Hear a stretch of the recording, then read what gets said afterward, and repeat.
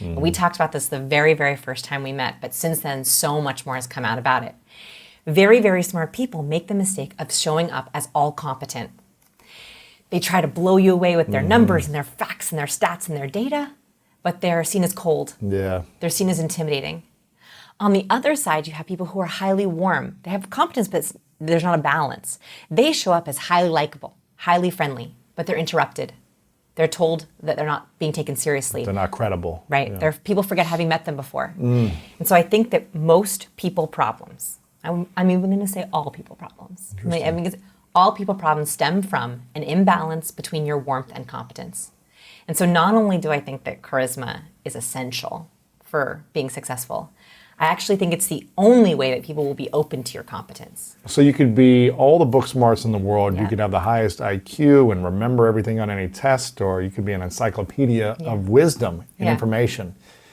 But what I'm hearing you say, if you don't have charisma, at least some of it, then people won't take you seriously, or they won't care as much, or they won't be as engaged. It's not just engaged. There's two questions that humans ask themselves about the person they're with. And this happens immediately in every interaction. By the way, video too.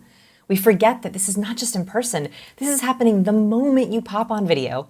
It's happening the moment someone opens your LinkedIn profile. I did a whole bunch of research on LinkedIn profiles specifically because that's where a lot of our first impressions happen. Okay, when people see your LinkedIn profile, when people see you on video, on Zoom, the first question they ask themselves, and it is chronological, the first question they ask is, can I trust you? Basic instinct, are you going to be my ally or my enemy? Can I trust you? The very second question they ask is, can I rely on you? So when you're in a meeting, on a date, in a call, in a pitch, a negotiation, on LinkedIn, the two signals that you want to cue people with as quickly as possible is, yes, you can trust me, and yes, you can rely on me. The problem is that most professionals right now are going mute. So I don't know if you've noticed this, but it feels like in the last 5 or 10 years, we've gone towards ambivalence. You know, we've gone towards, I'm not going to show anything.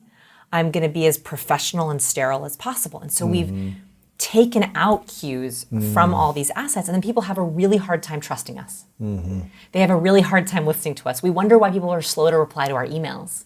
It's because we're not cueing enough. We have to have hundreds of cues to answer those two questions. Interesting.